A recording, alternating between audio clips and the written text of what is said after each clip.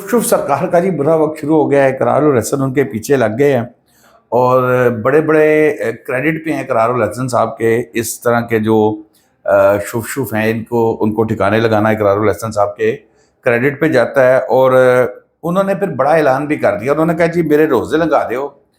उसके बाद रोज़े में भी हल्की टिक टुक जारी रहेगी, लेकिन रोज़ों के बाद रमज़ान के बाद एक बड़ा जो है वो 10 दमादम मस्त कलंदर करूँगा। और उसकी रीज़न ये हुई है कि जी इकरारुल हसन साहब जब कलर सईदा का टूर रखते हैं और वहाँ जाके वो चैलेंज के लिए वो जाते हैं, तो उनकी तवक्को नहीं होती कि इतना ज़्यादा लोग उनके इस्तकबाल के लिए आएंगे। उनके ज़हन में भी नहीं होता कि इतने लोग ज़्यादा जो है वो शुभ शुभ सरकार जो है हक खतीब इसके जो है वो हक में होंगे, इसके खिलाफ होंगे। तो वो जब सड़कों पर जाते हैं तो वहाँ पर तो मैंने भी विजुअल्स देखे हैं, तो बड़ी हैरानकुन हद तक जो है वो लोग वहाँ पर जमा हैं। बल्कि मुझे याद आ गया वहाँ पर कि एक दफ़ा इकरारुल हसन साहब के साथ बैठे हुए थे, तो उन्होंने एक बात कही थी। उन्होंने कहा यार लोग हमसे तवक्को ये करते हैं कि हम उनकी खातिर जान का नजराना भी दे दें, लेकिन जब हम किसी मुश्किल में आते हैं या हमें उनकी ज़रूरत होती है तो हमारा साथ कोई नहीं देता।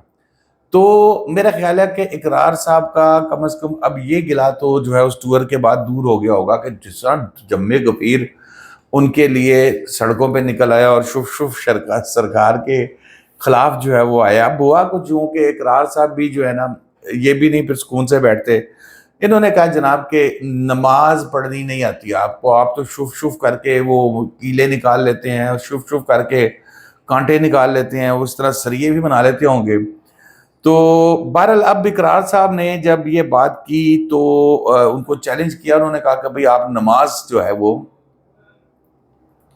सुना दें, मैं आपको मान जाऊंगा कि भाई आप मेरे भी पीर हैं।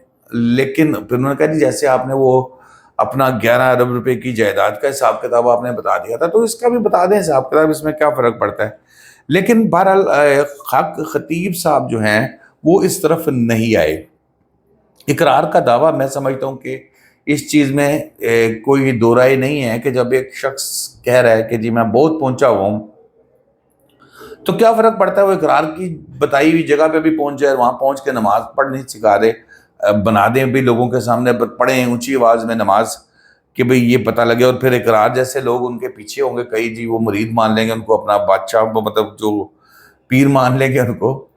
तो क्योंकि इकरार साहब का सबसे बड़ा प्रॉब्लम है ये पीर मानते नहीं है किसी को। ये तो बड़े बड़े इन्होंने पीरों के फटे उठाए हैं, कराची से खैबर तक प्रोग्राम इनका मैं बड़े शौक से देखता हूँ।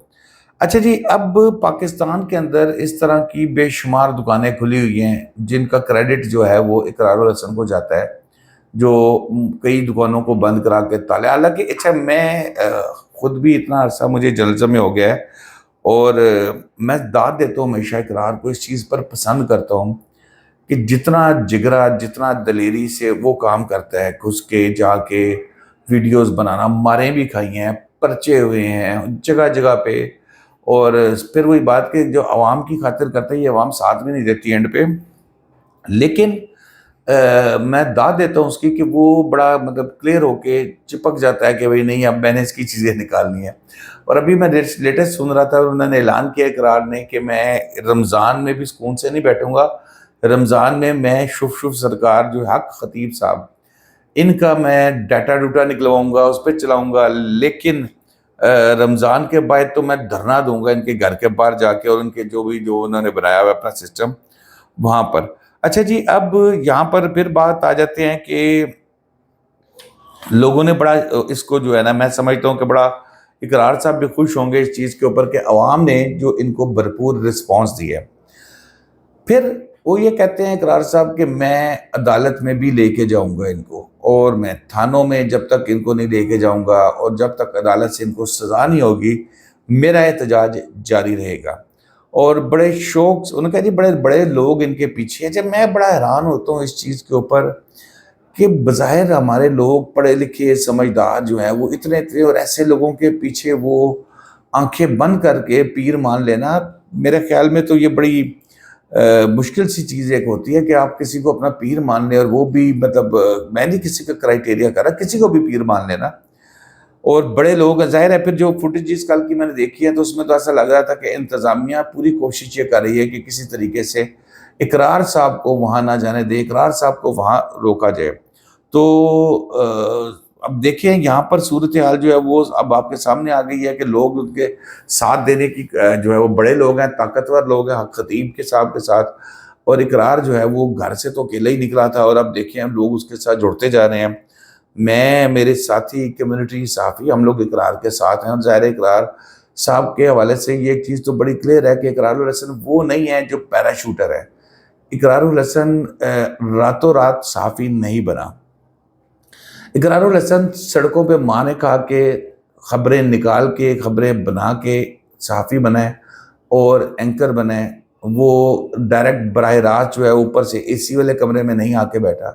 تو اس لیے میں اور میرے ساری کمیونٹی جو ہے وہ اس معاملے میں بالکل اقرار الحسن کے ساتھ ہیں۔ تو دوستو اب تک کے لیے اتنا ہی۔ شاداب ریاض کو اجازت دیجیے، اللہ حافظ۔